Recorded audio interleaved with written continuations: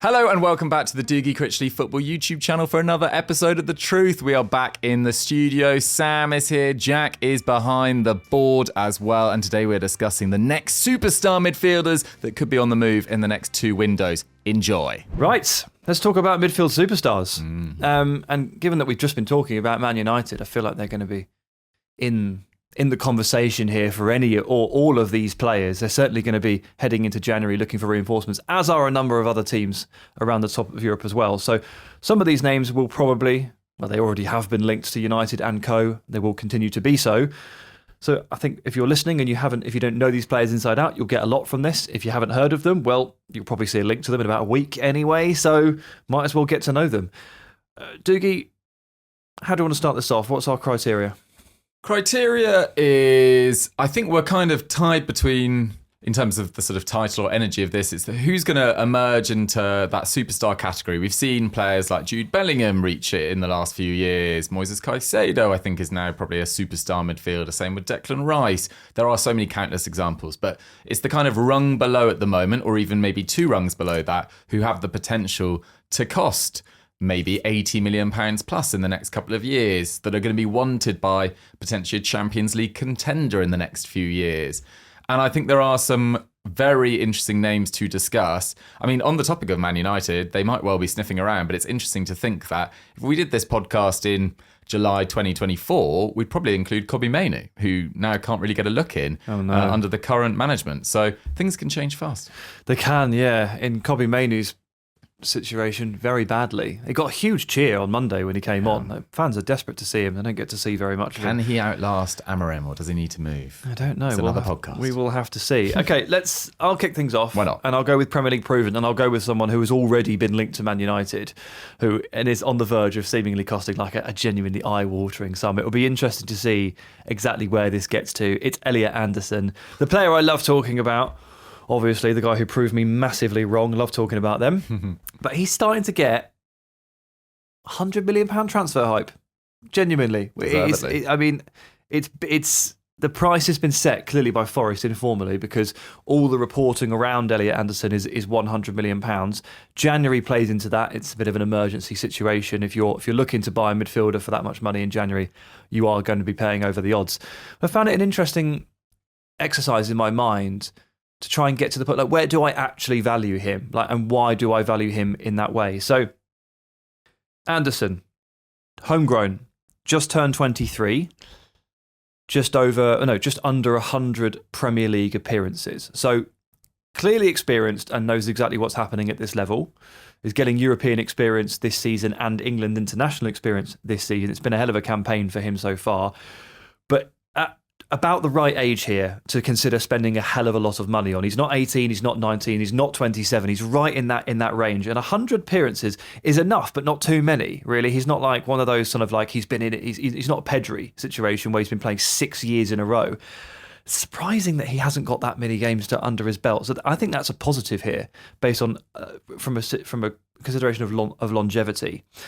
So there's three skill sets here that I've got for him that I combine together and that I love.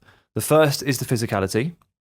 He pounds around the pitch. Like, he is tenacious. And I didn't actually notice this until Villa played Forest last season, and he just bullied Villa's midfield. And I thought, he plays with such strength. He goes into duels with such like considered but controlled force.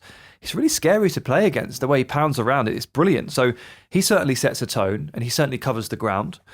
Second bit is the ball retention under pressure. Like, look at the volume of passes that he is able to take. For England, it's really shown through. But in that weird Ange period at Forest, it was only 39 days, but at a certain point in there, he was top of the Premier League, all the Premier League, for passes attempted and passes completed.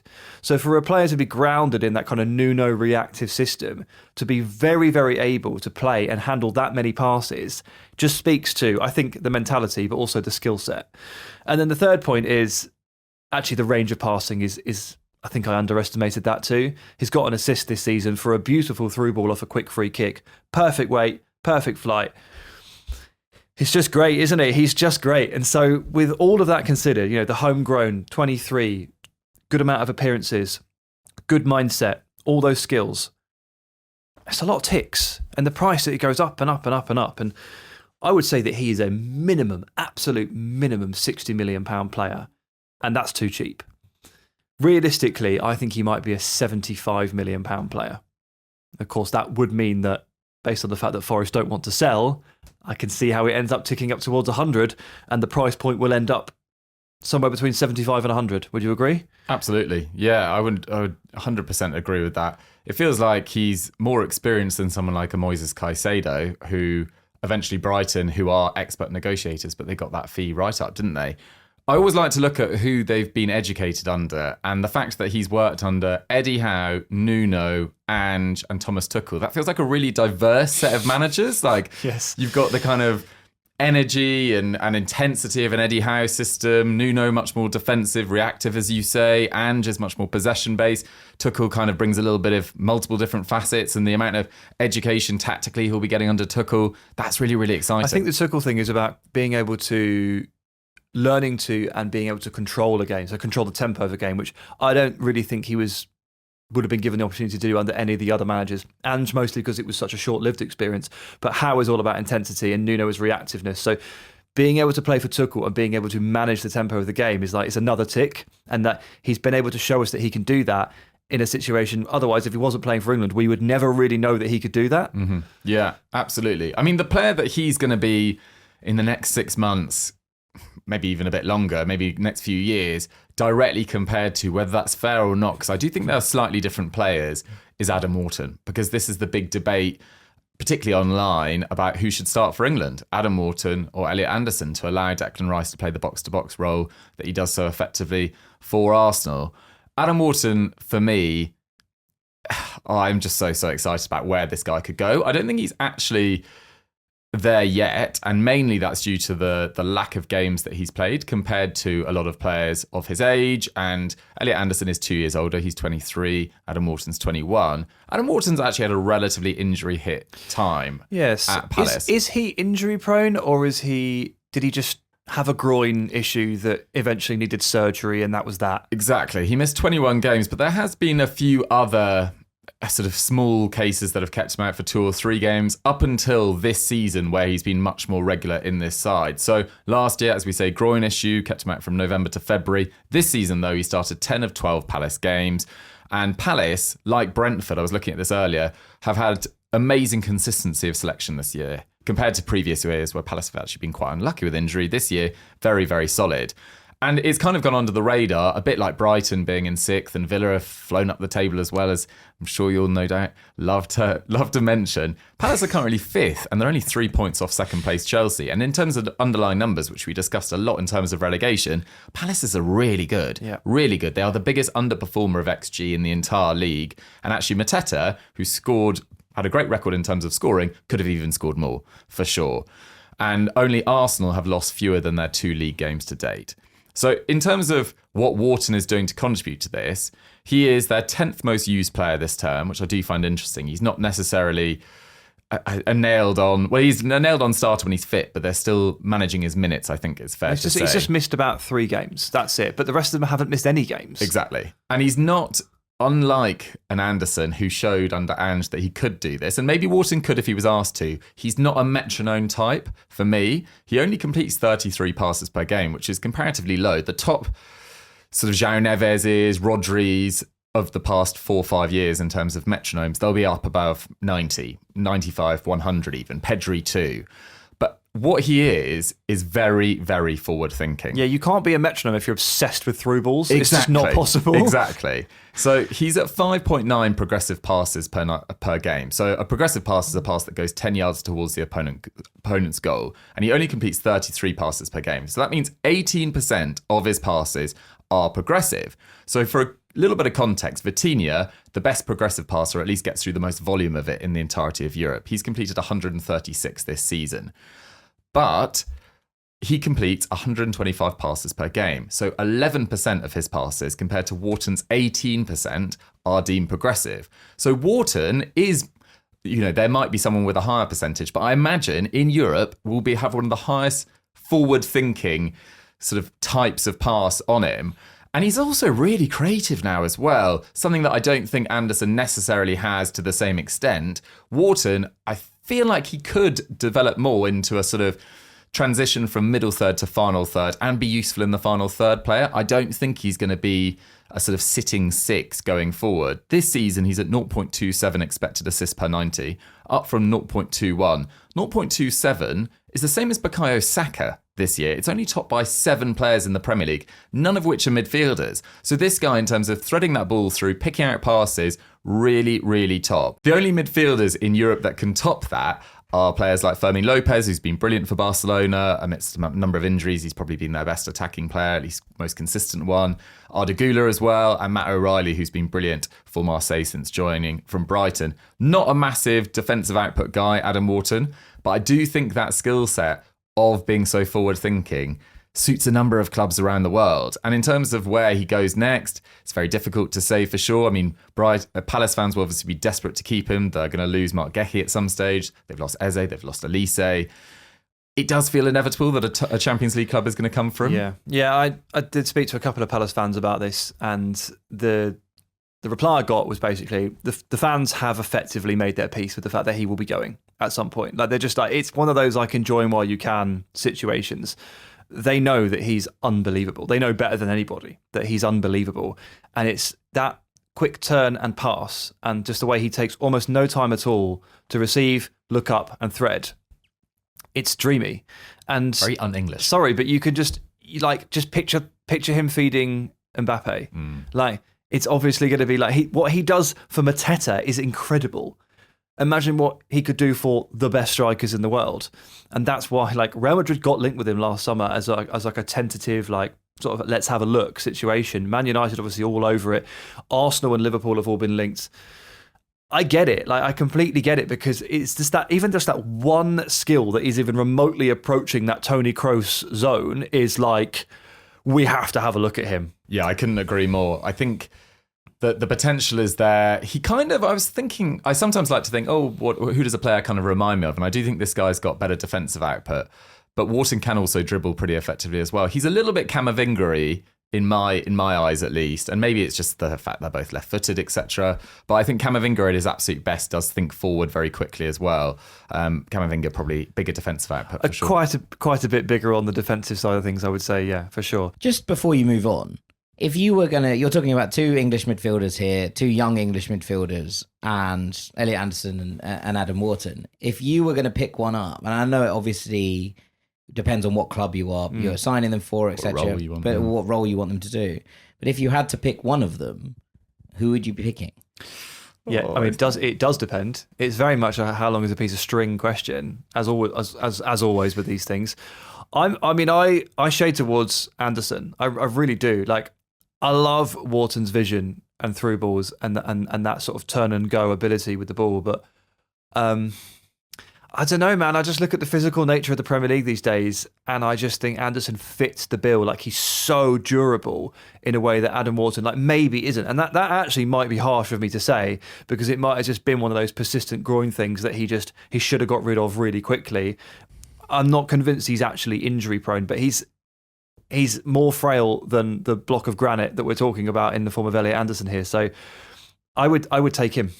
I would too. I think Elliot Anderson can fulfill a number of different roles, and that's really useful in any squad in 2025. So for that reason only, even though I probably prefer to watch Adam Wharton play, I think if I had to spend £80 million plus on either of them, it's probably Elliot Anderson. Is that the answer you wanted, Jack? I was expecting you to disagree. I thought Dougie would shade Wharton. Yeah, I would also take Anderson. Well, there you go. I think as a shapeshifter, he has so much to offer. And look, one of my favourite players on the planet is Mikel Merino, right? And I'm not saying that Anderson could go and play as a number 9 for someone, but like, I love what Mikel Merino does in terms of when you ask him to be a 6 and be like, cut out the attacking bit of your game, you just literally be the 6. He just goes and does it. That manager's dream kind of players. And I think Anderson is approaching similar levels, maybe not to the same extent that Merino can play 5 roles. But if you ask Anderson to just sit and be the 6, I think he'll sit and be the 6. I think if you ask him to go and be a box-to-box 8 and get into those areas and drive forward, and we've seen some of that progressive passing ability as well already.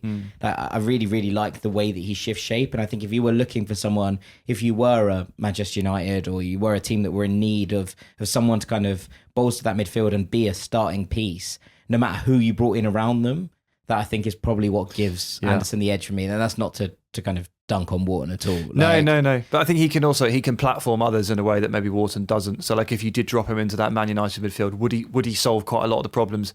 Yeah, he probably would. He'd cover the ground. He would lessen the load on Bruno. He would also thread the balls through.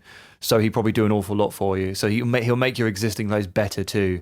And that's, again, not a slight on Wharton, but just built slightly differently, I think, in terms of the roles they play. Right, I'm going to take us to the Bundesliga. Let's go. And I'm so scared of this name. What? I'm so scared of saying this name. Oh, I know who. I was going to say I'd put £100 on who you're going to say right now. There's very few names that freak me out in football because I spend a lot of time paying attention to it, doing my due diligence. But there are some that you just struggle with. And Assan Ouédraogo, even the Bundesliga commentators all say it differently. I've been watching the clips through, and there's 3 different commentators. Take Derek Ray's lead. Always take Derek Ray's lead. Assan Ouédraogo. Let's go with that. Let's go with it. For RB Leipzig. Jack, you talked about him a couple of weeks ago on one of the Ranks podcasts. Yeah. Clearly you're impressed. I am too. Since you spoke about him, he's made even more waves. He's gone on to make his Germany senior debut. He's gone on to score his first goal for his nation. And then at the weekend, he scored another brilliant goal. He's having an amazing season. And interestingly, so I'll give you a nugget from the data conference that I went to a couple of weeks ago. I was talking to some scouts and some recruitment analysts there, and it's good. These conferences are good, and these conversations are good to sense the trends that are emanating in football and in scouting and recruiting. And one of the things that I picked up on was analysts and scouts from across Europe are all looking at the Premier League, and they're looking at the things that we always talk about, which is like the physicality and the speed and the pace of the players and how incredibly athletic the midfielders are and the way they go 1v1. And they're all paying attention to that, and they all want to replicate it. Like they all want to take that physical edge that the Premier League has, and they want to replicate it in their respective leagues. And there's been a couple of examples of this recently. So let's say Scott McTominay at Napoli has really opened a lot of eyes because of the way he can steam into the box and score headers and score goals. Like he got quite a lot of goals, quite a lot of crucial goals last season, and helps them to win the title. People are paying attention to this kind of thing. And one of the trends that is going through at the moment in terms of when people are building, how people are building their shortlists and what managers want is physical, athletic, tall number 8s. And our friend Assan here, I'm just going to refer to him as Assan from now, is one of those. He's about 1.90 m by the looks of it. He's a big guy. He's very mobile. He's very good in duels. He's very forward-thinking, really snappy in a way that you would expect a sort of gegenpressing Bundesliga midfielder, I think. And the way he hits the ball, the way he shoots, absolutely amazing. I've got some gradient shooting data here, formerly PFF for those of you in the US, to take a look at the shooting stuff, because I haven't seen every shot he's taken, obviously. But he's got the best shooting grade in the Bundesliga of any central midfielder, according to all the shots that he's taken this season. Wow. And he is the best shooter under pressure in their estimations too. And he's doing it left foot and right foot. It's so impressive. I'm trying to shake off the fact that some of the goals he scores look a lot like what Naby Keita did. I'm just trying to get that out of my brain and remove that, because that was a nightmare, partially because of injuries. And as long a lot to do with injuries. But I hate the fact that he gives me a little bit of that, especially because it's Leipzig as well. I need to get rid of that. Naby was much smaller as well. So hopefully Assan will be less brittle. But he looks like what I think a lot of coaches are moving towards in 2026. And he looks like the kind of player that is at the top of a lot of shortlists. The problem for those guys is that Leipzig already got him, and he was going to cost so much money. Yeah. He does look really, really exciting, and they are amazing. I don't know how they do it, Leipzig. There's always this, well, it's because they've got an amazing scouting network and a big financial advantage over a lot of clubs, but their talent identification, not just immediately, but for a year or two down the line, is just so on point. You look at Nuso's really coming to the fore this year. You look at someone like Baumgartner as well, who's stepped up massively, and someone like Jan Diamande. Up for the Scott McTominay Award. Christoph Baumgartner, the resurgence of the season, I think, in terms of what's going on at Leipzig.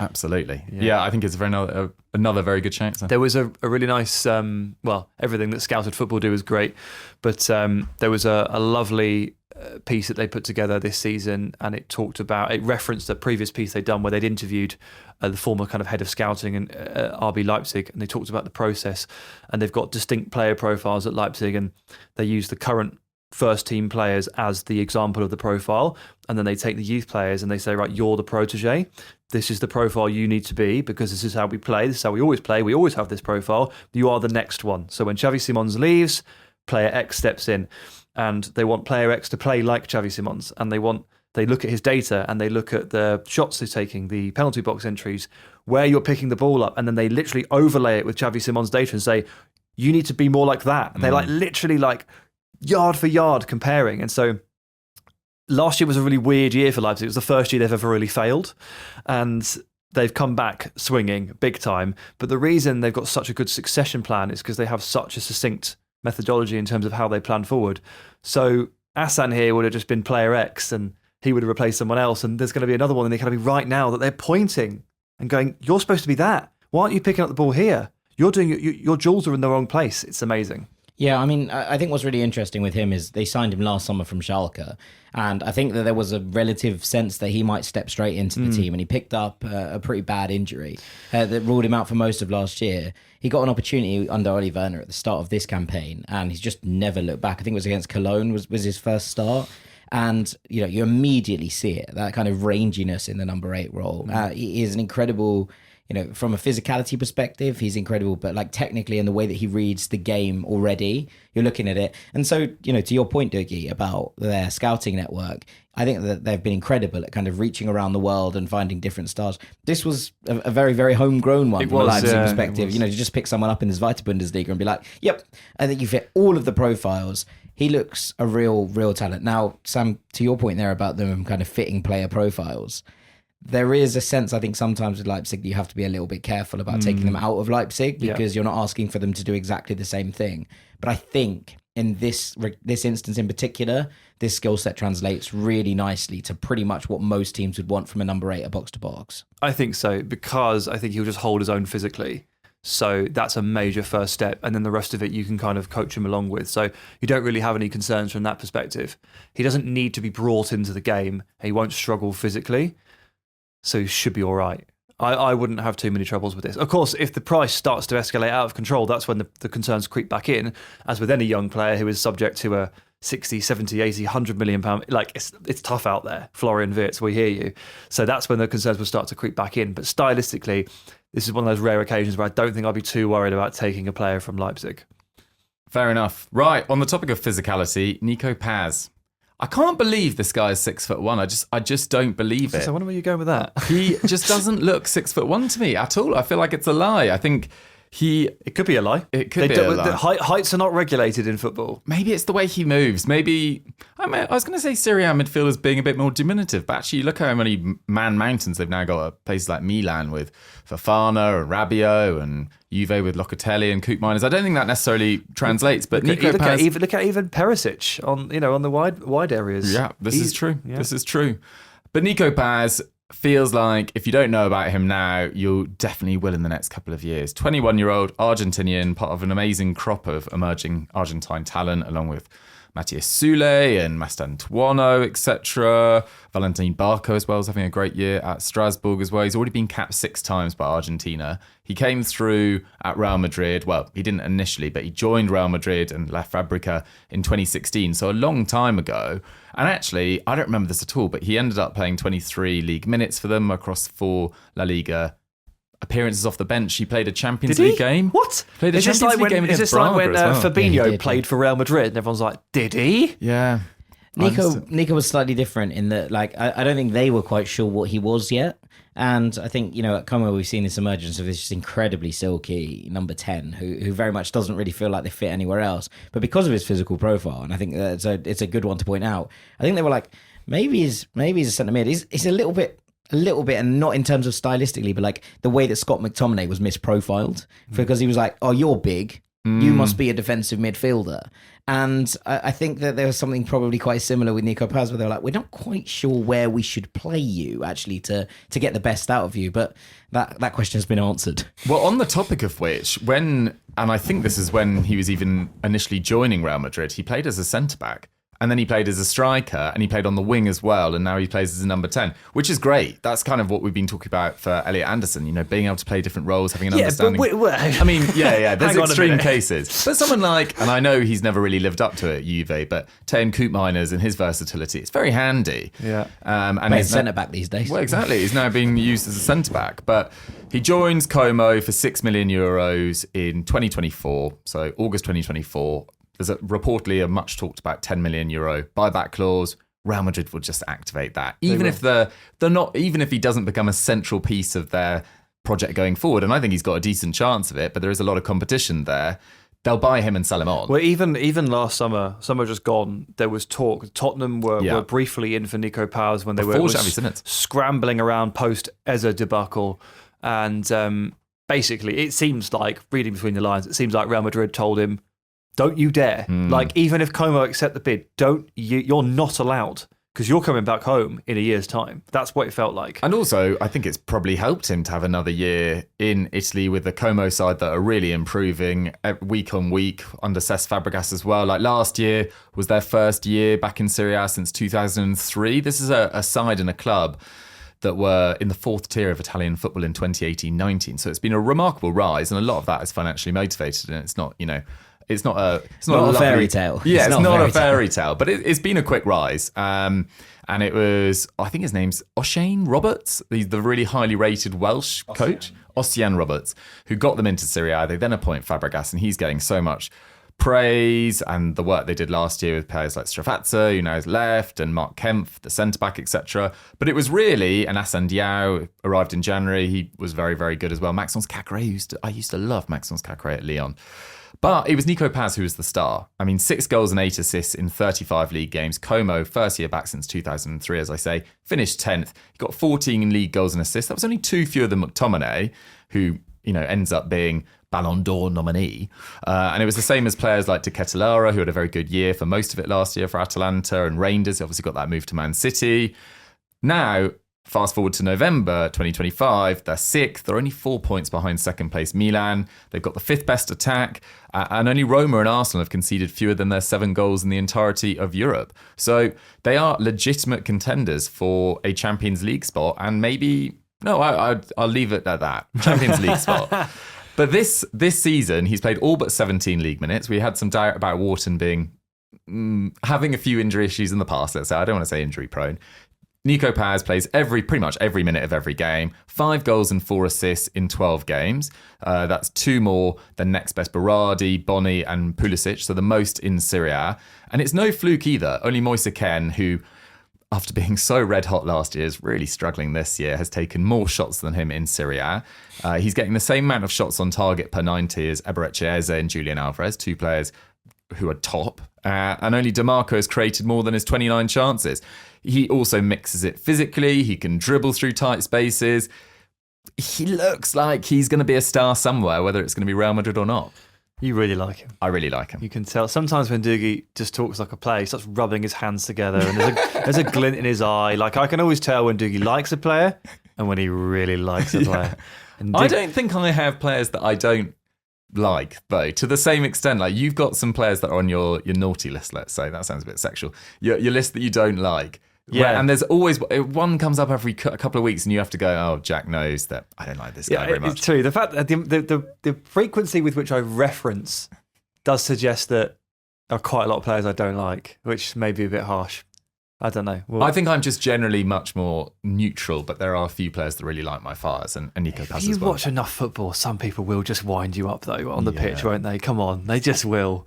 I sound like Dean now. You do, mate. You're getting old. You're getting old. You're about the same age now that Dean was when we started to be our football ranks, and you're picking up his Was tendencies. Dean the notorious? I Dean don't was like the that grub. guy. Yeah, he was Right. the cantankerous one. Jack and I were like, we love Leverkusen, they're chaos. And he Yeah. was like, football, goalies aren't real. Yeah, goalkeepers aren't players, is Dean's famous line.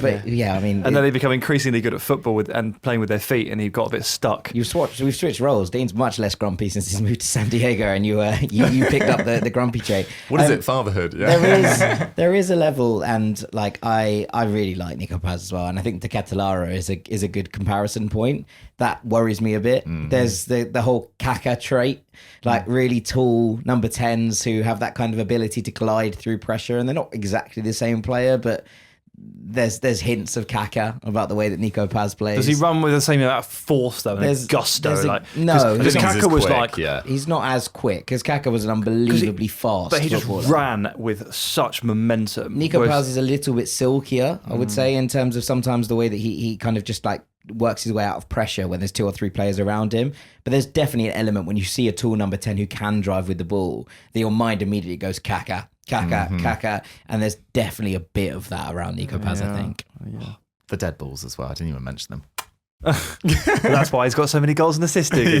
Right, it's time for me to sneak a little mention in for a player that Dougie and I discussed it before we recorded, and Dougie wasn't sure if I could really realistically include him. I can't remember who this is. Wow, I must have made quite the impression on you. Jack, maybe you can tell me. Well, I'm going to say him anyway, obviously, and talk about him, but it's Kenan Yildiz. Oh, yeah. I'm Trojan horsing In Kenan midfield, Yildiz. this feels a bit loose, guys. I don't know what you guys think. He's I slowly... don't know. I feel like if you can If you can get Nico include Paz in, Nico yeah. Paz, like you can include Kenan Yildiz because 'Cause he's like- ultimately, as much as he plays on the wing because he's forced out to, he is a number 10. Yeah, Like, we know that. And he is gradually making his way into the central zones. Like he kind of he ended up as a winger for Juve, as in getting his break. But he's starting to play as kind of one of those like wider 10s. And then sometimes like I flicked a Juve game on the other day and he was just like flat out playing as a 10 in a diamond. Like, and I've always had this thing with Yildiz. Like I've been a big fan of his for a couple of years. And I've always looked at him and just thought, you look a bit like Dejan Kulusevski. Just like the style, it's the frame, it's even the way he hits the ball. Actually, it's the power. And I've always looked at him and gone, you actually might end up as like a Kulusevski kind of hybrid 8-10 winger. We don't know what you are exactly, but you will kill everyone in transition. You will carry the ball with power. You will score and you will assist, and your delivery is excellent because his Kenan Yildiz's crossing is really, really good. So if you would accept Dejan Kulusevski as an 8, which I think you should, then I think you have to accept Kenan Yildiz here. And what a player, by the way. Yeah, I do like him a lot. I've actually got to eat a little bit of humble pie on Kenan Yildiz because I, in the summer, was talking about, I think it was under 21 left wingers or Not a left winger, mate. 20-year-old people that played predominantly in that position. And I said I preferred Jamie Gittins at that time and Malek Fofana, which hasn't aged that well. Although Malek Fofana has been very good this year. And Jamie Gittins is starting to get it together slightly with Chelsea. Nice cross at the weekend. Nice cross at the weekend. And he's played very well on occasion for Chelsea. But I think Kenan Yildiz, the way he's assumed responsibility in a very poor Juve side, the amount of Juve fans that I see on my timeline just berating the quality of some of their players, which again feels really harsh. I don't know. I feel like Openda and Jonathan David, I don't think they were bad bets, but neither have worked out so far. The problem with Openda is if he can't do the one thing he's good at, he can't do anything. He runs and he shoots. Yeah. So if that's not coming off, then what are you getting from him? And Jonathan David, funny one. I've always been a fan of David's versatility, and I'll never forget his role in that amazing Lille title win. But friend of the parish, Harry Brooks, hates Jonathan David. Really? He's like, so average. He's always complaining at me about how Jonathan David is. Wow. And so there are some out there that even before it's not really quite happening for him at Juve have been like, not the answer, not the answer. This system does not help Jonathan David because he's neither the 9 in this sort of like weird 3-4-1-2-1 that they're playing, or a 10. Because he kind of should be Yildiz, really, He's if a he's bit going to be... Xerxes in that he's just sort of stuck between the two. And I think if you built around him, then you could work something out. But unfortunately, if you don't, then he's not the kind of player that's plug and play. And that is a difficulty, I think, in a team that's very, very, very kind of transient at the moment. There's no real set roles. And I think that's really hurting him at the This moment. isn't a conversation about Jonathan David. However, Sorry, yeah. in the summer, he got linked to Inter. and I was like, you're obviously not good enough to start for Inter, but they've always had a really strong rotator for Lautaro to play just off the striker, and I was like, that would really suit you. And then Juve happened. I was like, well, he's not Vlahovic and he's not Yildiz, so I don't know. But anyway, they've given the keys to Yildiz here. They've kind of understood and have acknowledged that he's a bit of a super talent. And I think I did a projected Ballon d'Or ranking this time last year for who might be not Ballon d'Or, Golden Boy ranking. Oh, nice. For who might be in the running. His year didn't really go to plan, Kenan Yildiz, because Juventus just went kaput. But I'm like back on the hype train this year. I'm going to put him in my projections for the Golden Boy again when I do the article in a month, because I'm a big believer, and this time it's all going to work out. Don't worry about the fact that Juve are once again questionable. It's all going to work out for Kenan Yildiz. I like it. I like it a lot. Okay, from a player that I'm very hot on in Nico Paz to a player that I'm intrigued by in Can Uzun. And he plays for an intriguing side as well in Eintracht Frankfurt. Really entertaining if you like chaos. I mean, only Bayern have scored more goals than them in the Bundesliga, and they've carried this over to the Champions League as well, where they kept on losing or winning 5-1. But in the Bundesliga... This did happen. It's ridiculous how many 5-1s. Yeah, but in the Bundesliga, only Heidenheim and I think it's Augsburg have conceded more goals than them as well. But this is a 20-year-old, number 10, plays for Eintracht Frankfurt. Dino Topmüller has been kind of rotating a little bit more in the last few weeks with Mario Götze and Tighe as well. So he's not played as much recently, but he got off to an absolute flyer this season. And actually, looking a bit more into his backstory, quite interesting. So he came through at Nuremberg. Do you know an interesting thing about Nuremberg? What kind of a question is It's that? quite a I lead don't. up. Do you know what it is? It's like a pub quiz territory. No, I've got no idea. They are second for Bundesliga titles behind Bayern. Yeah.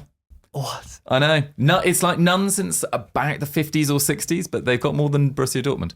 Anyway, that's my thing about So Nuremberg. they cleaned up around the same time as Villa did. Yeah. About 70 years ago.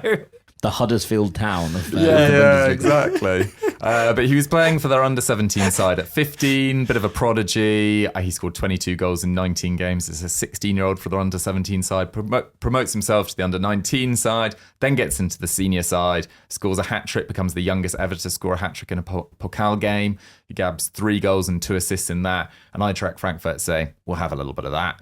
July 2024, joins Frankfurt, 5-year deal.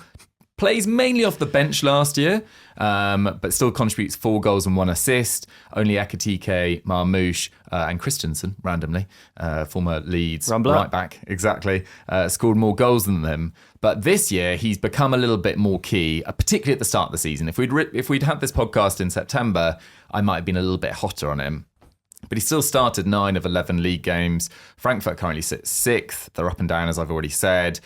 But he has contributed 5 goals and 3 assists, but no goals and assists in his last 7 games. And his minutes have dried up. It feels like Topmüller is kind of expanding his options in those. He kind of plays 2 10s, and Götze and Tighe are the guys in possession at the moment.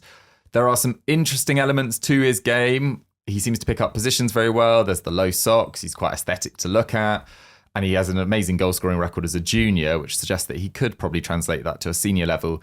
Is he explosive enough? Like, we've already seen Florian Wirtz look quite easily knocked off the ball in Premier League senses in some ways. I don't think he's ever going to be as skillful as Florian Wirtz. I worry about his lack of sort of acceleration and pace. But I'm intrigued to see where he goes in his career. And only Harry Kane and Joao Neves have overperformed their XG by more, which suggests that he maybe was on a little bit of a hot streak to start the season. I mean, Harry Kane's finishing this year has just been freakish given the amount of shots he's having. And Joao Neves has decided that he only scores bangers this year. So that's impressive that he managed to finish to that extent, but he's probably regressed to the mean in the last month or so. Well, he hasn't scored for 7 games. Yeah. Well, one of those is a Turkey match, so I guess six for Eintracht. So I guess he probably has. Yeah, that is the regression right there. I haven't really seen much of him. There's one. I literally have seen one Eintracht game this year, and it was the Liverpool game, and that was a shambles. And also, he came off the bench. Yeah. So You should watch him more. You should watch more Eintracht. They're absolutely unbelievably fun. Like, they are just great. Like, full stop. Yeah. Everything is chaos Yeah. all the time. Like 100% of the time chaos. And you know, I like a bit of Eintracht in my life. Big fan. Well, was at some point. Oh, yeah. I went to a few Bundesliga media trips. I thought that was something Villa related. No. Just ended up. I've been to their stadium twice. Looks nice. It's awesome. It's a really cool place.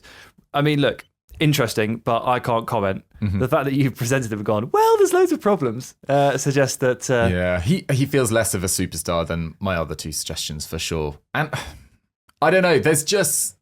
There was something about his early form at the start of this season, which did excite me a lot. And he seemed like he had a lot of time in the box.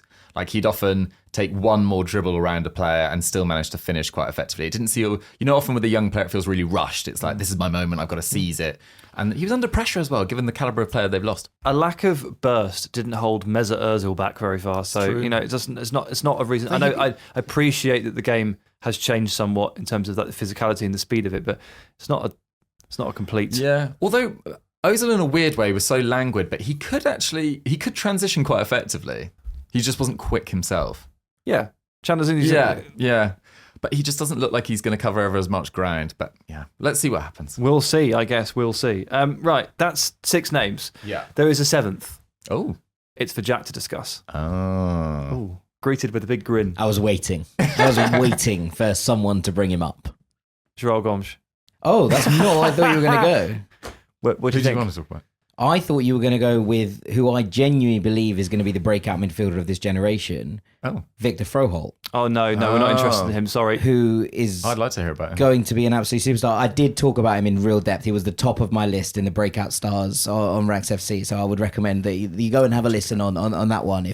But the too long didn't read on Victor Froholdt is he's 6'2", runs like Kante, and that's enough. He's 6'2", runs like Kante, scores and picks up assists. Like he's absolutely unbelievable. When you were actually the player that you compare him to in all of this list is Elliot Anderson. Mm-hmm. Like he's a very similar type of profile, but I think a little bit more aesthetically pleasing on the ball. He's walked into this Porto team from Copenhagen and has just been like my team now. And the entire thing runs through Victor Froholdt. He is a superstar in waiting, and I can't speak highly enough of him. I was absolutely devastated having gone to that Porto game at the weekend that he wasn't in the squad, but he's played basically every minute of every other game. So I can understand why Farioli gave him a rest. But he is genuinely the player. He was clinically sad because he missed out on the World Cup. Yeah, maybe. Yeah, maybe. It's one of those. But like, I genuinely think in this conversation, he's the one I would be looking at in terms of all of those players.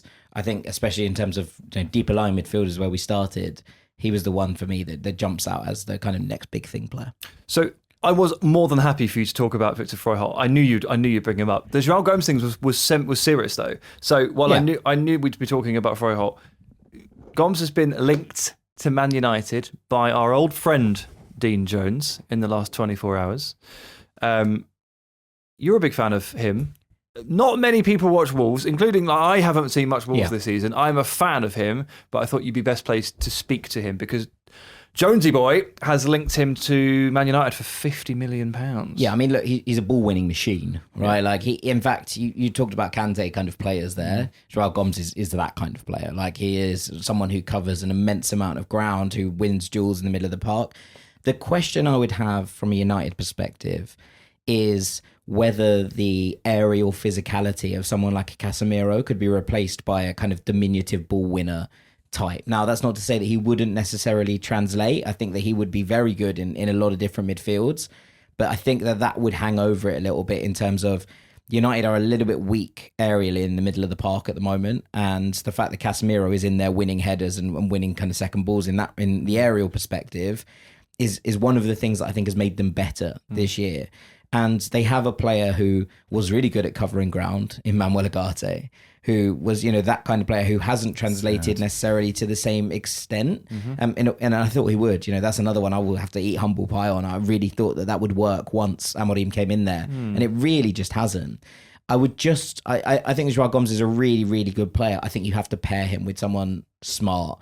And I'm not sure that, when we talk about Kante, it is easy to forget the kind of Kante-Matic dynamic that worked so well for Chelsea because Matic was like, I'll do the aerial stuff, you do everything else. And it worked beautifully because it gave Kante that kind of platform to like burst forward, win balls in the second half.